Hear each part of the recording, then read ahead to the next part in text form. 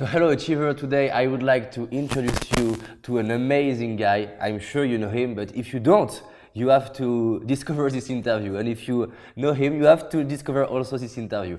We will talk about our brain, the power of our brain, success, and how we can stop procrastination. So follow this interview, you will love it.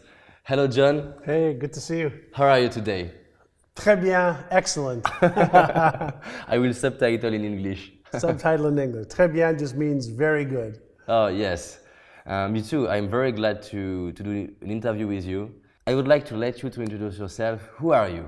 I'm just an average person, and just like everybody else, who wants to have purpose in their life, who wants to have meaning in their life, who wants to achieve as much as I can while I'm alive, to make a difference in the life of as many people as I can, with the gifts that God gave me and the interests and the passions that I have, and to somehow, in a little way, leave a mark on the world that makes a difference, while I'm here and when I move on to the next dimension of life.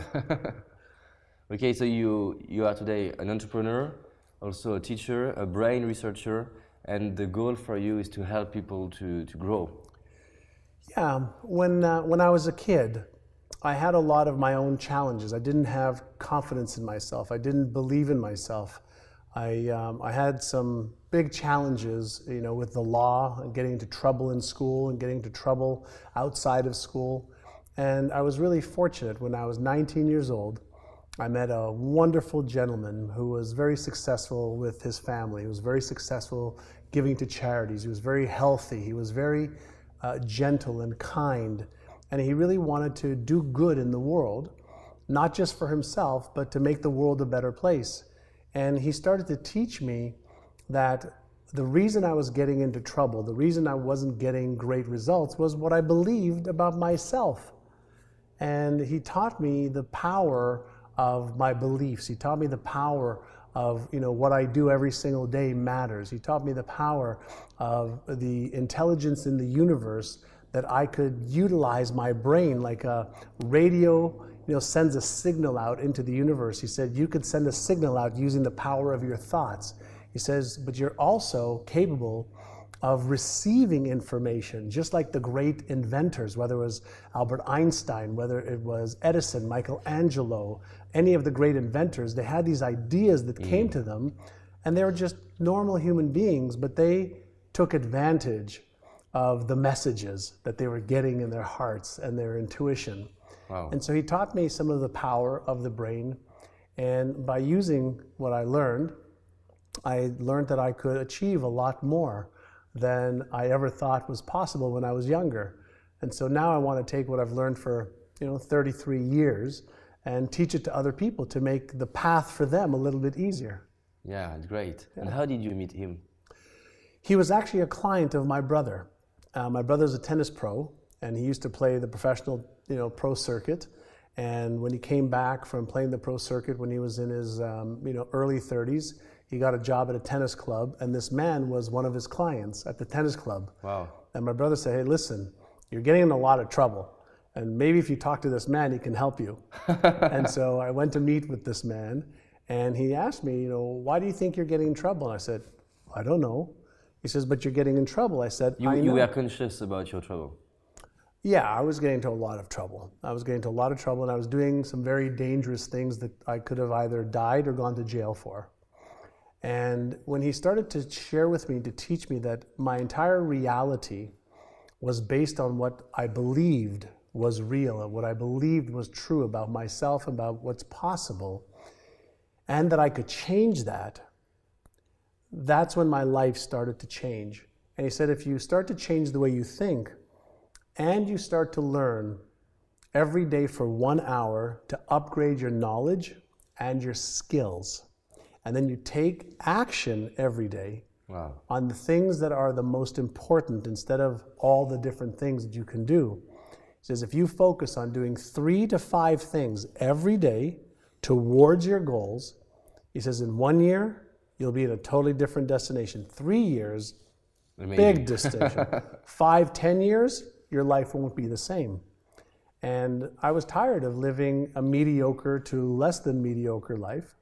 And so I said, listen, you seem to have a good plan and a good path. You're making millions of dollars. You're giving a lot of money to charity.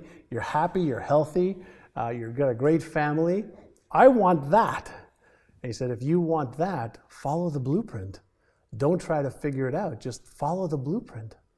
And that was another lesson that he shared with me, is that you don't have to reinvent the wheel. Yes. Like if you want to fly right now, you don't have to figure out how to fly. You know, there's already a blueprint for how to generate or create an airplane.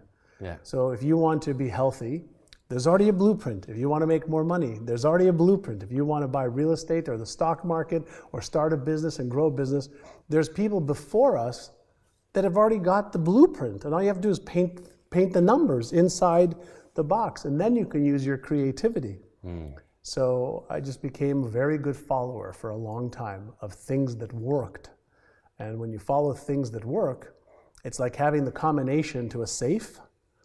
If somebody gives you the combination to a safe and they tell you turn this way a little bit, turn this way a little bit, turn this way a little bit, turn this way a little bit, then open it, you can have access to it. But most people don't look for the combination. And then even when they get the combination, they try it in the wrong order. And so I learned at a very young age, thank God, you know, to at least follow the initial plans. Then if you want to get creative, then you could add your creativity, your genius to that as well. It's great, I love that. Yeah. And you say something very interesting. You say that you focus every day at least 1 hour on the main things, the important things for you.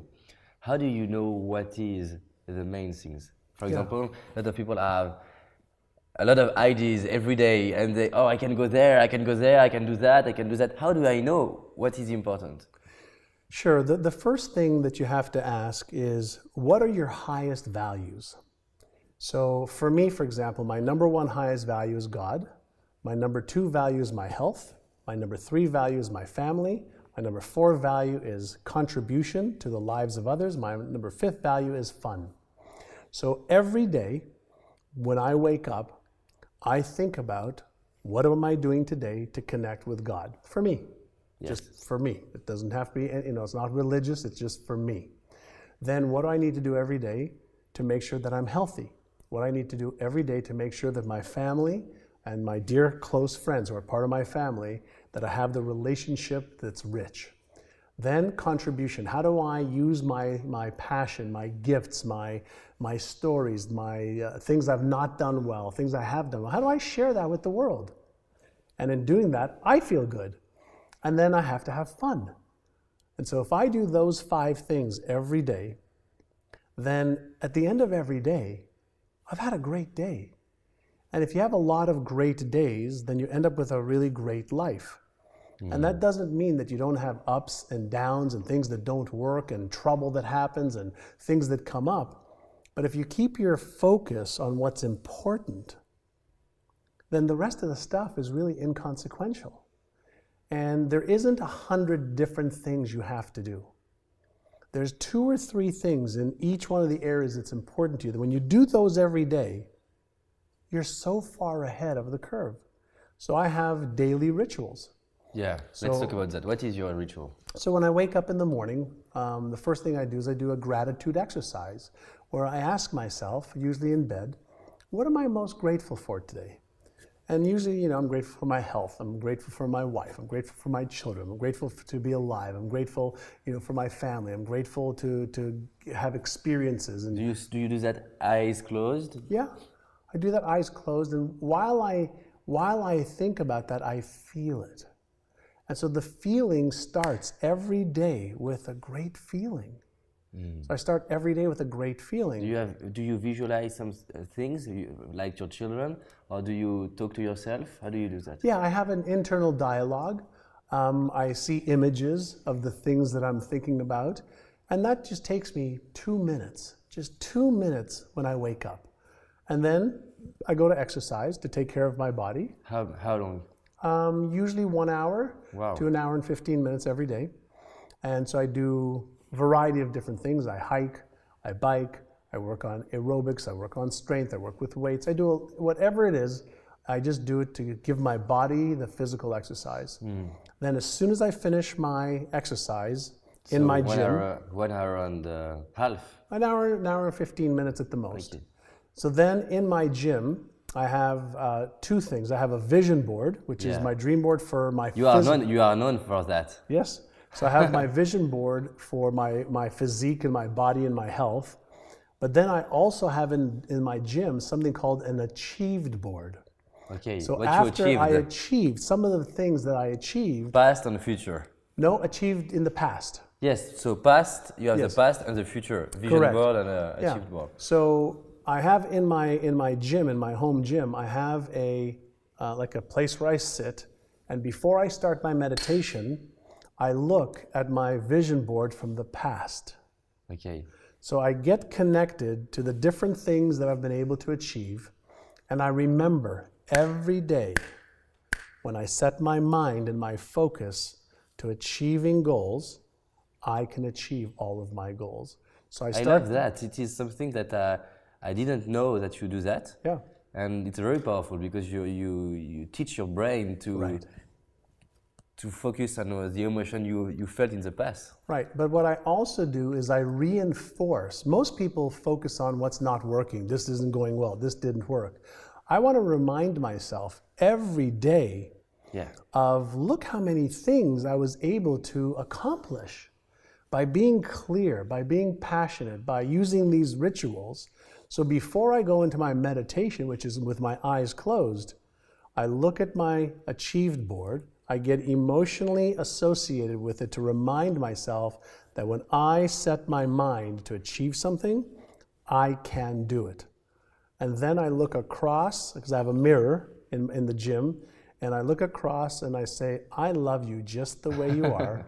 And I said, I accept you just the way you are, with all of your skills and passion and faults and insecurities and doubts and fears. I accept you just the way you are. Wow. It's And so I powerful. smile, and then I close my eyes, and I do about a 15-minute meditation.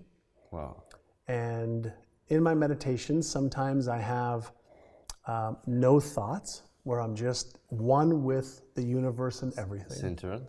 Other times, I'll just follow my thoughts, and I'll just pay attention, be mindful of where are they going this morning? Where are they going today? So I'll follow my thoughts, and I'll just follow them. Other times, I'll follow a thought and say, release that one. And follow another thought and say, release that one. So I'm teaching my brain that I'm in control of my brain.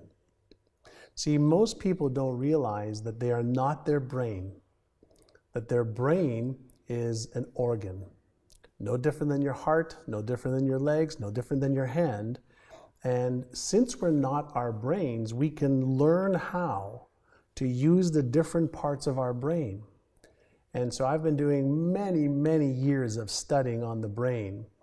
And if you don't understand the different parts of your brain, that's like having a sports car in your driveway, but you don't know how to turn it on, or you don't know how to change the gears, or you don't know how to put on the radio, or you don't know how to turn the heat on. Yes, or you have a powerful machine, but you don't use a it. powerful machine, but you don't use it. And most people, not because they're dumb, it's because most people have never been taught how powerful their brains are, and for a simple reason that we haven't really known how powerful it is. We've had ideas, we've thought about it, but for the first time in the history of our species, hundreds of thousands of years on the planet, we're finally, in the last 10, 12 years, able to look a little bit inside the brain. And there's more circuitry in your brain than there is in all the telephones connected in the whole world. There's more circuitry in your brain than there are stars. And so when you start to go, wow, there's some real power within me, and if I learn how to use it a little bit better, maybe I could be happier, healthier, wealthier, have more purpose, have more meaning in my life. And when you ask yourself, like, what do most people want? Well, I want to know that my life mattered. I want to know that I'm loved, or at least liked. I want to know that my life has got some kind of purpose, or I don't have a real great existence. And so when you start to realize that you have so many gifts on top of the challenges that we all have, everybody has problems, everybody has things they're insecure about, they don't have confidence around, they don't have certainty, but that's everybody. So the key is to understand that we have an amazingly powerful tool that creates our reality, and we're able to teach it to look for and find what we want it to create. So reality doesn't exist outside of here. We're in the field of everything. And we can teach our brain to see things that we didn't see before. We can change our habits. We can develop, it's something we call deliberate conscious evolution. So we could deliberately choose to evolve ourselves, where in the past we thought that you have to wait 1,000 years or 10,000 years or 100,000 years to change. No, that's old school thinking. We can change now. We can change the neural patterns in our brain, the software, just like a computer software. We have, our body is the hardware, our brain is the operating system, and then our beliefs, right, is the software, and our habits are the software that runs everything, gives us the results. Yeah. And we're finally learning some techniques and tools to tweak the machinery better. Yes, we have to talk about that. You just gave so many keys, and I have some questions I would like to ask you, because you told about ritual. How do you do a lasting ritual? Because a lot of people start to do ritual, 10 mornings, it's good, 1 month, 2 months, and they stop. Yeah. And for myself, I do that sometimes. I start something and I stop it. And you have a huge ritual. It's not 10 minutes, it's 2 hours. How do you do to be persistent? Well, all of the latest research shows that it takes an average of 66 days. In the old days, it used to be 21 days, but that's just because of an old book back in the 1970s called Psycho-Cybernetics, and that was Maxwell Maltz. He noticed that when people had facial reconstruction done through plastic surgery, that even when they looked in the mirror after the surgery, they didn't see a change. And it took about 21 days for them to start saying, oh, wow, okay, I can see some differences. And he realized that it wasn't the eyes that see, it's the brain that sees. Yeah. And so the brain shifts through repetition. So when we talk about how do we create rituals or how do we change habits that last, the first thing is to have a different expectation than I'm going to change in a day or a week or in 21 days. Whenever I try to change anything, my number one rule is 100 days or I don't even start. So if I want to, let's say, stop caffeine, it's a 100-day commitment. So first I make longer-term commitments, and then I design a plan to retrain my brain around the expectation of following through. I make pre-commitments in advance. So if I say, let's say I'm going to stop drinking coffee. I say, okay, I'm going to stop drinking coffee. I commit to it for 100 days. And then I write out, well, what will you do in the morning when you wake up and you want a coffee? What will you do when you're at a restaurant with friends and everybody's having a coffee? What will you do? So you counter any of the behavior when you know the trigger is going to happen. Every habit has 3 parts to it. There's something that triggers the emotion. There's the behavior, and then there's the neurological and biological reward. So when you understand the habit part of any ritual, you understand that because we are conditioned a certain way, we're going to have a trigger, whether it's a flower, whether it's waking up, whether it's a girl or a guy or children coming home, it triggers a response in the brain or reaction in the brain.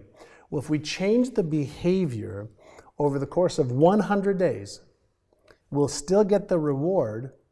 And if we pre-commit to what we're going to do when we say, maybe today I'll have the coffee and tomorrow I won't. Maybe today I'll have the pizza or the dessert and I'll catch up tomorrow.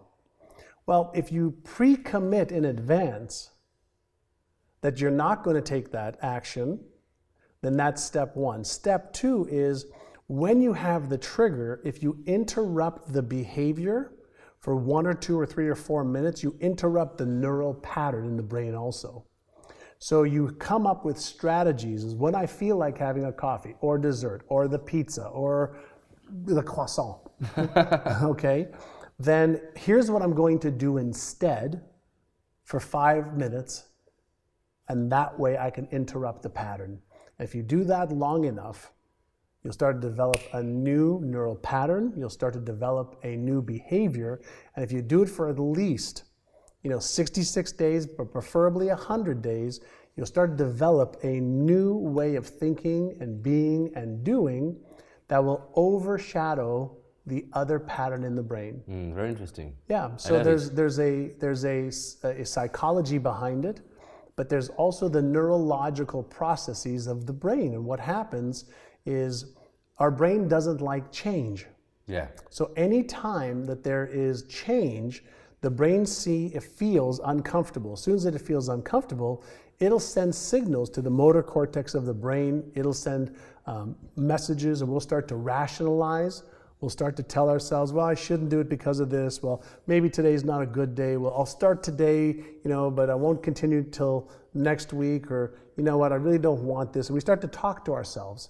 And when we understand what the brain does whenever we try to change, then we can start being in control of the brain, and we can override the automatic responses. There's something called automaticity. And automaticity states that anything that I repeat over and over and over again over a period of time will go from conscious effort, deliberate conscious effort, willpower or persistence, and it'll become automatic. So we just have to know how long that is. And some things take a week, some things take 60 days. Some habits that people have for 20, 30, 40, 50 years take 200 days. And so you start off with a 100-day window, and you ask yourself, am I willing to give a little bit of effort for 100 days to remove this destructive either thought pattern or destructive behavioral pattern in order for me to have something greater and better than what I have right now? So it's very important. You focus a lot on what you will have or who you will be in the future to keep your motivation. Yeah, if you think about this, one of the best examples that I ever came up with is, imagine if I give you a Hollywood script right now, okay? And I say to you, if you learn this script for the next 6 months, I will give you $10 million to be on stage to deliver that. We're going to film you, and if you're amazing, you're going to have a chance to win an Academy Award. What will you do with the script starting today? I start to learn. You start to learn. You start to read it. You start to emotionalize it. You start to practice it. You start to do everything possible to become something that's in writing, something that came out of somebody's head, that they wrote a script for, that you don't have any idea what it is. But if you made a commitment to becoming that person, and you rehearsed it and practiced it every day, you wouldn't get it right the first day, or the first week, or the first month. or the first month. But if you knew there was a big payday, emotionally, spiritually, financially, and that people would go to the theaters and love to watch it, and they'd laugh or cry or be sad and be happy because you were able to take them on a beautiful emotional roller coaster ride, then you would become that role. Yeah. Most people are interested, they're not committed. And the difference is, when you're interested, you do what's convenient and what's easy, but when you're committed, you do whatever it takes. I love that. Yeah. Can you repeat it? Sure. When you're interested, you do what's easy and what's convenient for you. Yeah. But when you're committed, I'm going to get that result, you put everything into it until you get the result. And so I always ask all of my clients, are you interested in achieving that and stopping that? Or are you committed and you'll do whatever it takes? Because ultimately, people have to make a decision what they want to trade their life for. Yes. Because every day we're trading our life for the people that we associate with, for the business or job that we have, you know, for what we eat, for the health, for the enjoyment, for the fun, for the experiences. And you have to ask yourself, is my life worth trading for that? If it's not, today is a good day to stop. I love that. Right? Yeah. But most people don't think that they're trading their life, you know, for something. They think that, you know, oh, there's tomorrow and there's next week. Really? Well, I have, you know, evidence to prove otherwise, that we have no idea, you know, when the last breath will be. Yeah. We don't So know. let's trade our life every day as it's the most important thing in the world. And not from an ego perspective, from a humble, grateful perspective of, wow, I get another day to live and to enjoy. I can be grateful and for be that. grateful for that, but then to respect it. See, respecting your life means you're going to trade it for things that you feel are worthy of it. Most people, you know, ask themselves the wrong question. They ask themselves, you know, am I worthy of the goal and the dream that I have? And they should be asking themselves, is that goal, that dream that I have worthy of my life? Change the question. And if you say, yeah, I'll trade my life for that, good, then go and do that. And you mentioned something before that I want to just touch upon. If you have a big enough reason why you want to achieve something, you'll do whatever it takes. Yeah. But if your reason isn't big enough, your excuses will be. So it's a kind of balance. It's always a balance, yeah. And we're always looking to be in harmony, right? We want harmony, just like an orchestra. Yes. And you want harmony between the different areas of your life so that it flows. And sometimes there's areas that are really great, areas that are not, and other times it's a little calmer. And the more you can be in that nice, gentle flow, the more your life works, and I find that the happier people are. Yeah, I think so. So yes, what links do you see between neuroscience and success, and what we can do with our brain? Well, that's a loaded question with a lot of different potential answers. Yes. But the first thing to understand is, no matter what has happened to us in the past, Yes. whether it's a traumatic event, a failure, somebody who's hurt us, a mistake that we've made, we have to understand that the way that our brain works is it does as much as possible to move away from anything that could potentially hurt us. So the first thing that your brain does is keep you alive. Yes. But the second thing that it does is it keeps you away from hurting yourself. Whether it's real or imagined, your brain will move away first. And it'll do protection mechanism first. So if you've had an experience from the past where you've made a mistake or you've disappointed yourself, you've disappointed other people, your parents, your teachers, your brothers, your sisters, your co-workers, your brain is always looking for associations and similarities in what you want to do that might lead to the same disappointment or the same pain that you've had before. And as soon as it senses any type of correlation, it lights up the part of the brain that remembers the past and brings all of your past into the present moment so you feel it, and projects the possible negative consequences into the future. As soon as that happens, your motor cortex shuts off, the part of your brain that takes action, and the motivational centers of your brain. It just shuts off. And what it does, it either fights it, it freezes so that you are paralyzed, or it makes you run away the other way. Yeah. So that's one part of the brain that works. But if you understand that when that happens, you have an emotion, and it might be an emotion of fear. Fear of disappointment, fear of success, fear of failure, fear of abandonment, fear of rejection. There's 50 or more fears that we have as human beings that we're always aware of in the environment.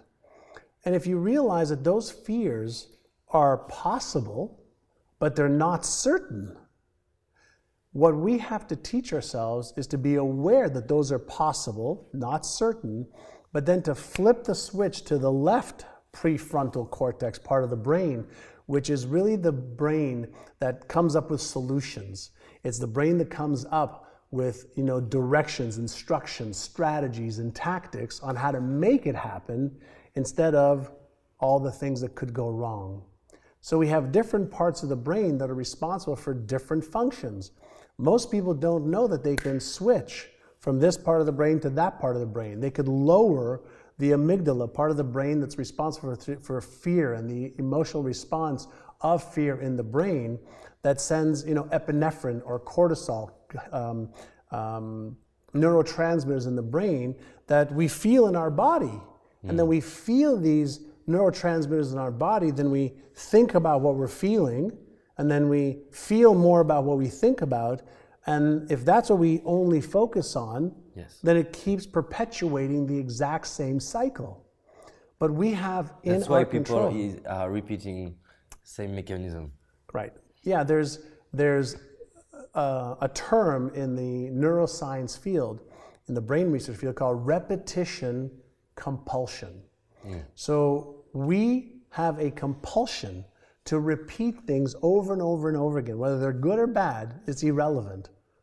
So we will just keep repeating stuff. Even when we do things that don't give us the result that we want, we become addicted to that result and that emotional state in our brain and in our bodies.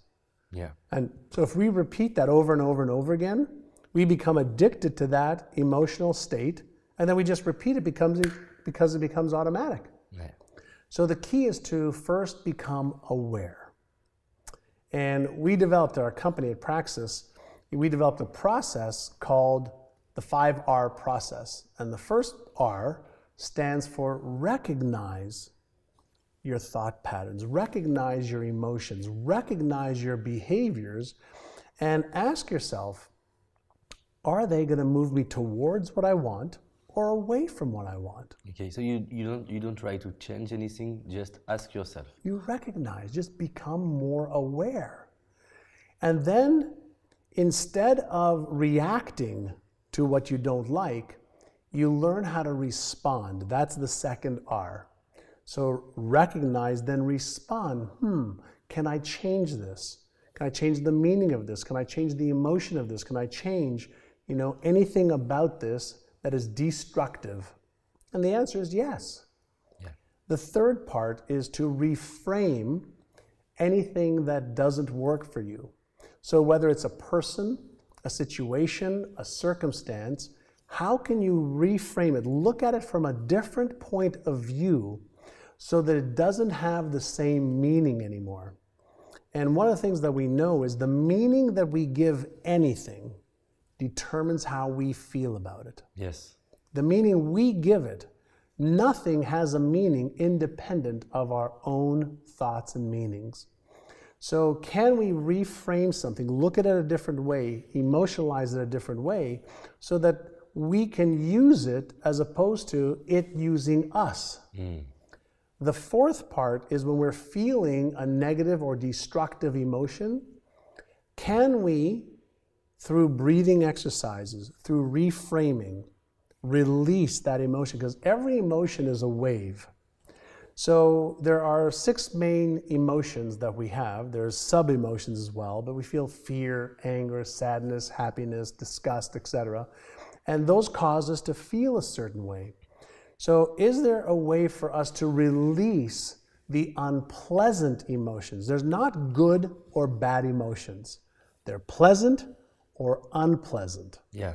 And that comes directly from one of my dear friends, Dr. Joan Rosenberg, who's an emotional mastery expert. Wow. And so when you think about, is this emotion pleasant?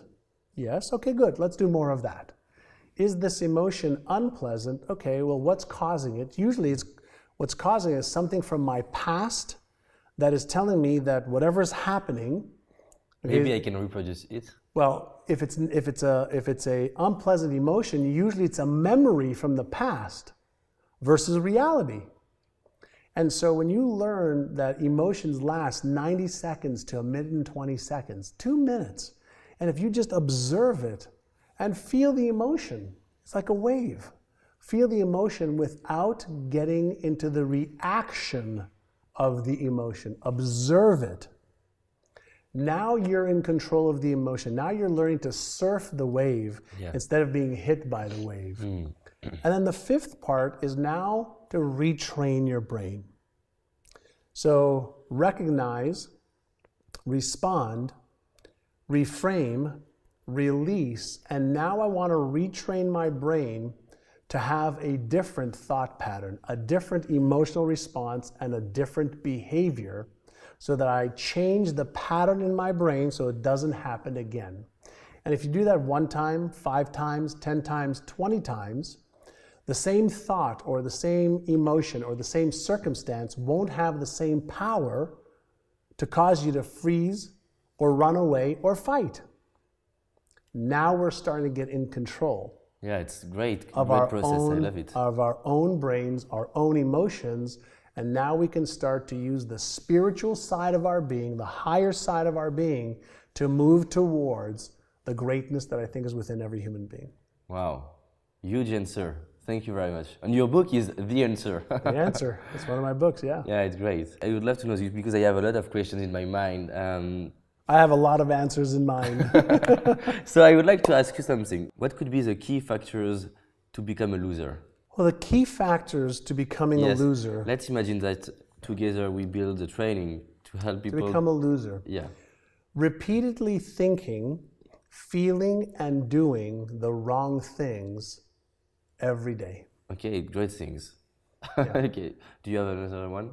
Hanging around with the wrong people. Your environment. Is it working? Your environment shapes who you are. Okay. Very, very much. When I was getting into trouble as a young man, the people that I was hanging around with were also getting into trouble. When I was a little boy, I remember my father, he used to tell me, he says, show me who your friends are and I'll tell you who you are. Yeah. And so you're going to be the sum of the people that you invest the most amount of time with. Whether it's at home, your friends, your family, or your business people. So if you tend to be around winners, you'll start to, by sheer environmental factors, listen and learn how they think. You'll be able to observe what they do. You'll learn the skills that they've acquired. And if you hang around with losers, you'll see patterns. Everything in life is about a pattern. And so people who are unsuccessful and losers, which I don't even like to use the term loser, although there are some, not a lot, they have got habitual patterns of destruction, self-sabotaging thoughts and self-sabotaging behaviors. And people who are successful, and I don't mean just financially, people who are successful in their health, their relationships, charitable contributions, they have consistent, successful patterns that are constructive towards being successful. Yeah. And so what you'll see is just patterns, patterns and more patterns. The entire universe is made up of patterns that could be explained mathematically for the most part, but we can also just see behaviors. And so it's not difficult, but it takes effort to be able to override some of the natural, brain's propensity, the brain's desire to keep us away from hurting ourselves. To re-educate our brain. Yeah. And if you think about, when we're young, what do our parents do? Oh, be careful. Oh, don't fall down. Oh, watch out how you ride the bicycle. And if you fall down, well, my kids, when they were young, I let them fall and I let them do things so that they would get accustomed. Get up. I wouldn't go and baby them. Yes. They'd fall down. It was like, great, you fell down. Get back up. So they learn that it's okay. Yeah, most kids, when they fall down, they'll look at an adult to see, well, is it okay or not? Is it okay or not? And usually the adults are either going to baby them and overcompensate, or they're going to look at them and say, come on, get up and do what you need to do. So in many cases with adults, we have to unlearn what we learned in the past. What we learned in the past. And one of my friends wrote a really good book. He says, what got you here won't get you there. So if I love that. Yeah, if you want to achieve another result that you've never achieved before. Who is he? Marshall Goldsmith. Okay, I see. Yeah, and wonderful, wonderful man. And so if we want to achieve another result that we've never achieved before, then we have to become somebody different. We have to upgrade our skills. We have to upgrade our behaviors. We have to master our emotions better, because we're going to meet resistance. Yes. And we don't like change. The human brain and body doesn't like change. I've said for 30 years now, the only human being that likes change is a baby with a wet diaper. Yeah. That's the only human being that likes change. Everybody else likes, I like everything just the way it is. Yeah. And so, and as we get older, it becomes harder and harder to change because the patterns in the brain are so strong. If you think about an oak tree, yes, and if you looked underneath the ground to the root system, it's connected to all the other oak trees, maybe for miles around, all interconnected. So it's hard to change. It's hard to change it because you can pull the oak tree, but you still have all the roots that are connected. And if you had a little baby tree that's maybe been there for 1 year, it's much easier to go in and pull the tree out and take the root system out. And so as we get older, we become more and more conditioned to be more and more the same. So it's not that change isn't possible. It's most people aren't willing to commit to switching from what's comfortable to what's not long enough for the new to be comfortable. Great. So we have to commit ourselves to go to the next level. Yeah. Yeah. And to be prepared to be a little uncomfortable. And if you're going to be uncomfortable, your reward has to be big. Yeah, I think so. So if you're going to be making a change, ask yourself, why is what I want to achieve so important to me? Why am I willing to use my new willpower and persistence? And why am I willing to go through the discomfort of change? Why am I willing to listen to the negative talk that I have or the emotion that I have and still do it anyway? And if you don't have a big enough reason, the first time you have a chance for an excuse, you'll take it. And that's why people, they start on diets, and after a day or a week or 2 weeks, they're off the diet. Or they say, you know what, I'm not happy in my relationship. And 2 weeks later, they're back with the same person. Or they find another person just like the one that they left. Or people are afraid to leave their jobs because they don't like the discomfort of change. Yeah. Well, the only certain thing in the universe, the only constant is change. Yeah, every time, change. Everything, that's the only constant in the universe. It's an oxymoron. It's like, how can change be the only constant, the only stable thing? Because everything's changing. So why not acquire the skill to change every time? To be comfortable in change. And in today's era, to be comfortable with the discomfort. Yes. Yes. Yes. And so I know that the meaning that I give, remember I said you have to reframe things? Yes. The meaning I give things now is when I'm uncomfortable, I'm changing and I'm growing and I go, yeah. Yeah, it's perfect. It's uncomfortable, but this is what I want. Yeah. Right? And then so we go through these waves of comfort and change, and that's just like the waves of life. Great. You are one of the teachers in The Secret. Yes. It is an amazing movie because it is inspired a lot of people in the world, in France also, and a lot of people are struggling to apply the principles. So, according to you, why so many people struggle to apply the law of attraction? Because they're misinformed. There was actually a very, very big mistake in the movie The Secret. Okay. And in the movie The Secret, the story that was told was that all you have to do is think, believe in your heart, and you'll achieve. It's not true. There's a lot of people who think wonderful, great thoughts. They believe that I deserve this and I can have this. But they don't do one thing, and this is what causes their problem. You know what that one thing is? I want to know. They don't take consistent action every day. So in The Secret, they didn't talk about you have to do the right things in the right order at the right time. And they led a lot of people to believe that all you have to do Think about is think about it.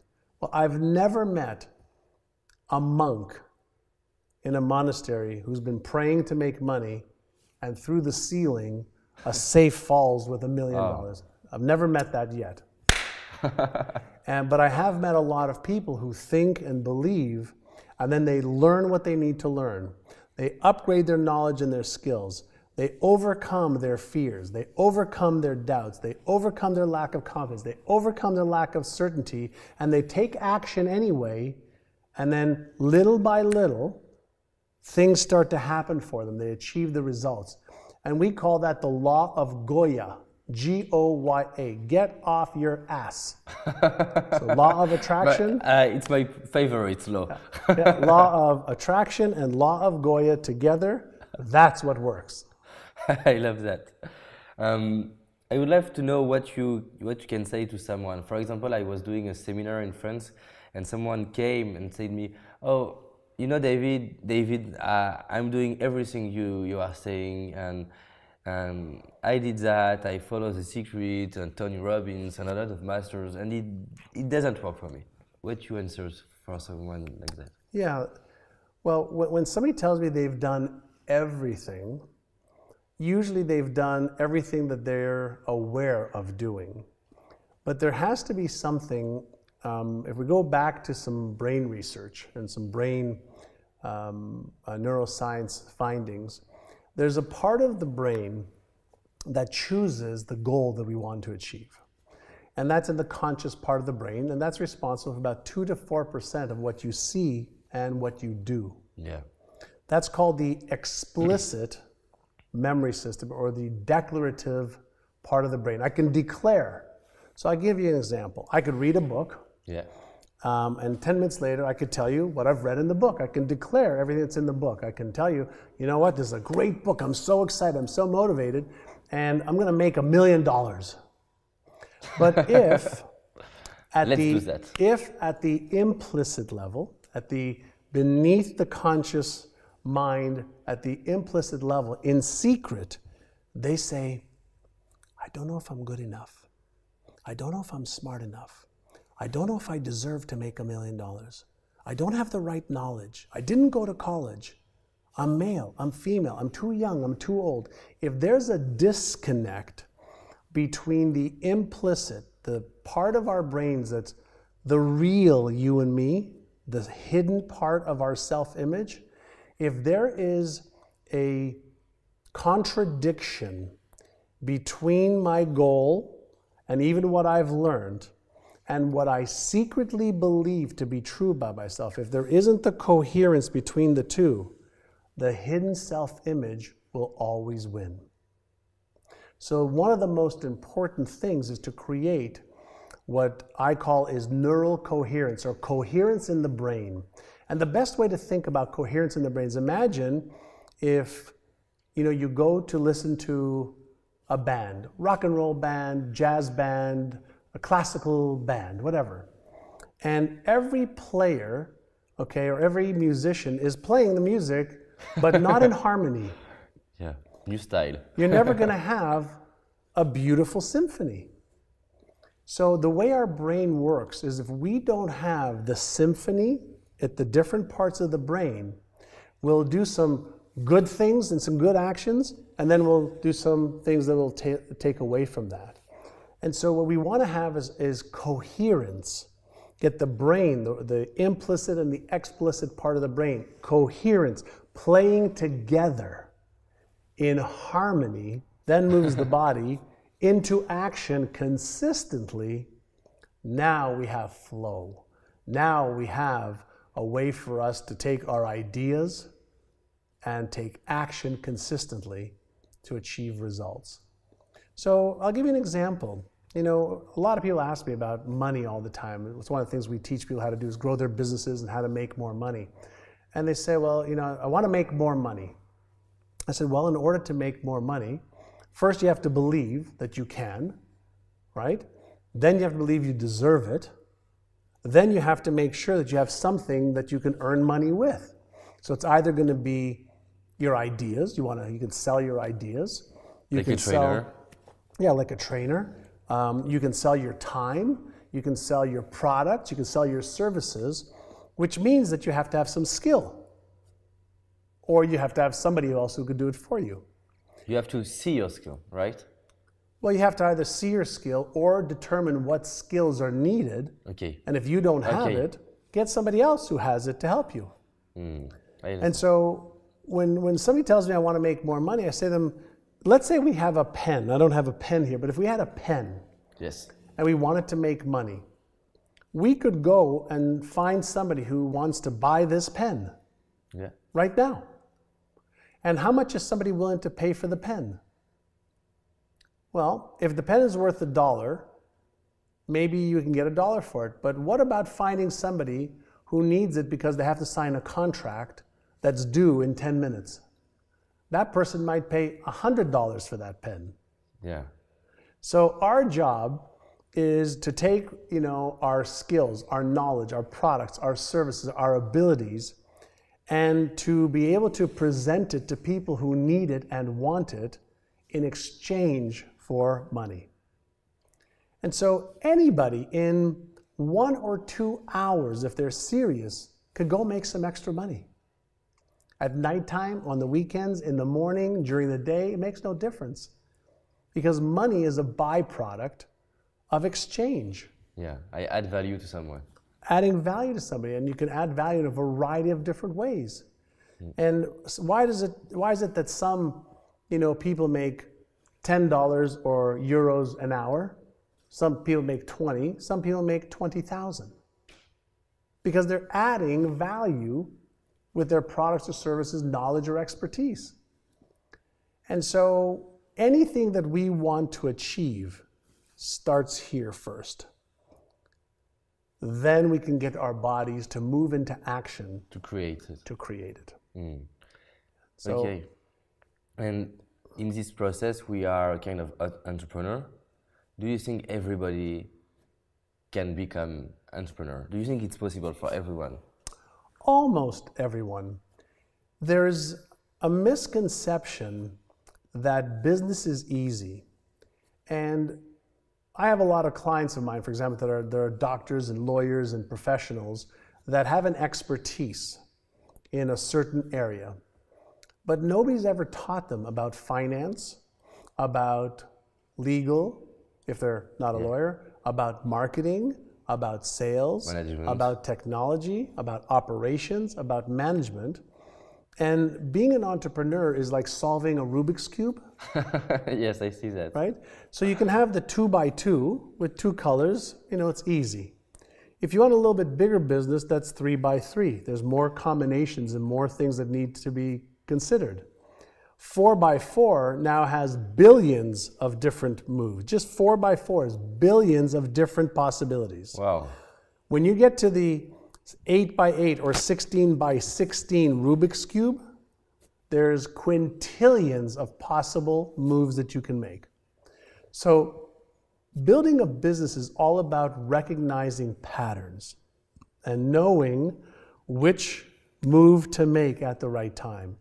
And there's 4 options that you have. 1 is do it yourself and try and figure it out.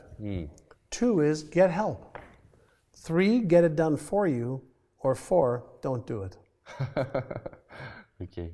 Right? So everybody can be an entrepreneur, but I don't want anybody to go and be an entrepreneur who's got a lot of passion, for a product or a service or something that they love, without realizing that there are many hats that you have to wear. Right? There's the person who has to know all the little details. There's the person who has to have the vision. There's the person who has to manage. There's the person who has to create the strategies and the tactics of what to do.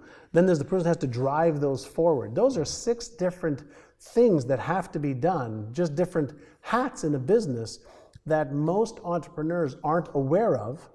Yeah. And so they start and they're busy and they're working really hard and they go, God, this is hard. Yeah. And it is hard. And they think that they have to do it all themselves. And that's not the truth. Yeah, you have to learn to delegate, right? Yeah. Well, you can delegate, you can partner with people, you can barter with people. There's a variety of different ways to do it. But first you have to know what you don't know. It's not easy. Well, it's not easy if you're the one trying to figure it out. But if you talk to somebody or hire somebody who's an expert, they'll tell you in seconds. It's like, when you came over here, and you're setting up all your cameras and your lights and all that stuff, you did that in 15 minutes. If I was to do that, it would take me 15 days. Because you're playing at this. Yeah. You've done 150 interviews now, right? Yes. And so you already know, you've learned 150 times and a setup and takedown and mistakes and what to do right, what to do wrong, what you need to have backups for, what to do for editing, for lighting, for daytime, for nighttime, for clouds, if the voice works, if the sound. There's hundreds of things you have to learn just for this. Yeah. Oh, and you have to be an excellent interviewer too, right? Yes. Yeah, so there's so many things that you didn't know when you first started this that now you know. So imagine if I wanted to do what you do, I could say, well, you know what, I'm going to do this. I'm going to go and figure out which cameras to buy and which lighting to buy and how many batteries do I need and how many wires do I need and how many plugs do I need for the walls and how many backup systems do I need. I could try to figure all that out. Or I could say to you, can you do me a favor? Can you give me a list of what to do, what not to do, what to buy, what not to buy, how much it should be, where I should buy it? You could say, yeah, I could do that in 1 or 2 hours. Yeah. I could save months, if not a year, of my time and emotion, money. And everything. Right. And so I much prefer to find the specialized knowledge and pay for that and just apply it. Then I could add my own creativity to go to the next level. To go to the next level. Yeah, I love that. Imagination, like Einstein said. We all have imagination, which is more powerful than knowledge, Einstein said. So what is your message for young people to achieve what they want to achieve in their life? You can talk to me because I'm young, or you can talk directly to the cameras, or you can imagine that you talk to one of your children. Sure. Maybe I can share a story with you and with everybody. When I was 19 years old, okay, when I had a mentor, a man who was in his 50s, very, very successful, he agreed to mentor me and to teach me what he knew. And so he sent me home with some paper. And on the paper it said, what do you want to achieve in your health? What do you want to achieve in your relationships? What do you want to achieve financially? What do you want to achieve charity? What do you want to achieve as far as experiences? When do you want to retire by? How much money do you want to make? Wow. He asked me about 10 pages of questions. And at 19, I had no idea. Like, how much do I want to make? I want to make enough to pay my bills. I want to make enough to, just eat well and then have some fun. I want to go drinking with my friends. I want to go party and travel a little bit and pay for my apartment and a nice car and things like that. But he had me think, 1 year, 5 years, 25 years. Wow. And I was 19, and he made me write down the answers to these questions, even though they weren't, I had no idea how to achieve them. He made me write it down. It took me a whole weekend. And then I went back and he looked at my papers. And so he looked at health and wealth and relationships and career and business. And he goes, good, way to do the exercise. I'm very proud of you. He says, now I want you to increase that amount. And so I said that, by the time I was 45, I was 19. I said, by the time I was 45, I was going to be a millionaire. Nobody in my family was a millionaire. Not my aunts, not my uncles, not my cousins, nobody in the area that we lived in. And I wrote that down. And he said, no, that's not enough. He says, you could do better than that. And I'm like, I'm swallowing, I'm scared, I'm afraid. How am I going to become more than that? How can I have all of this? He says, don't worry about the how right now.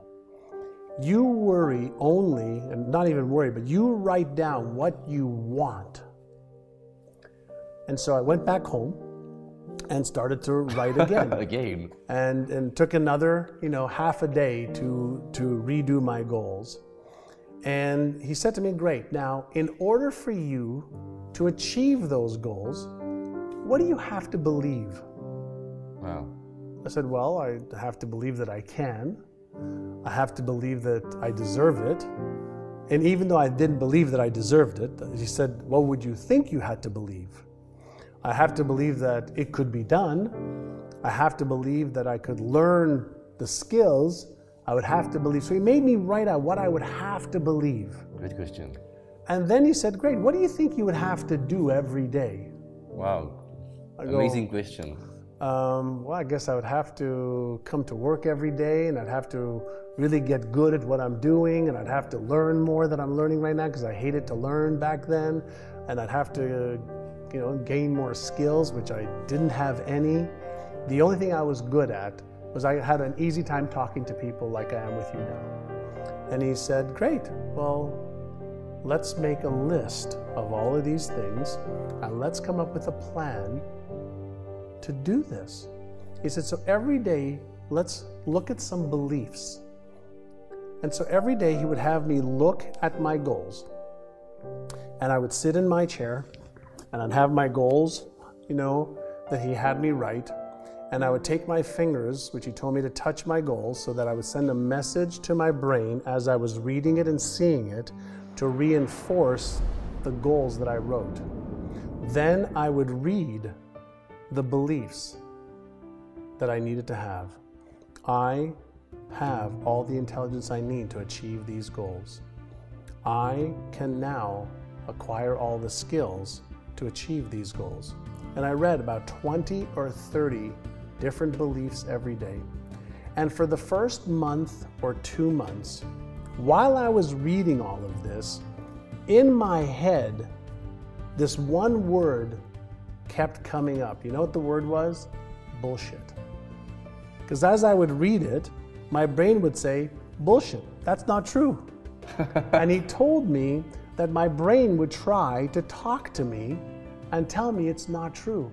And he said, if you keep doing it over and over and over again, your brain's going to get tired of telling you it's not true.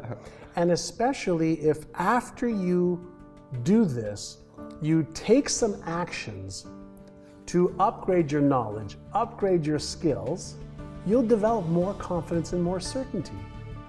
So he taught me how to use the telephone to make telephone calls to people to see if they were interested in buying a real estate property or selling their home. I was in real estate at 19.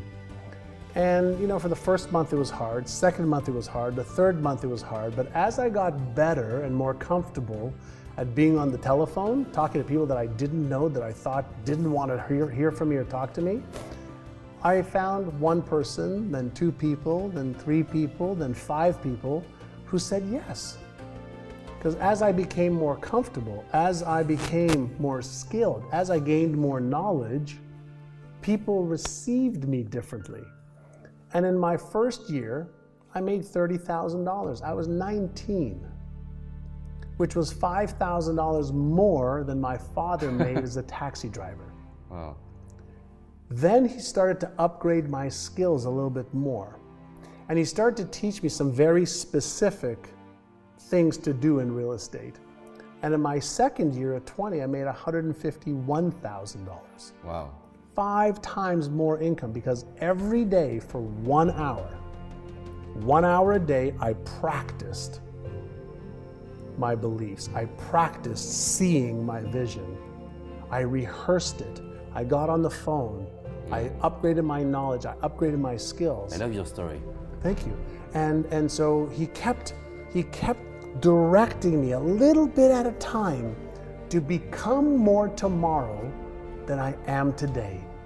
And he said to me something that changed my life.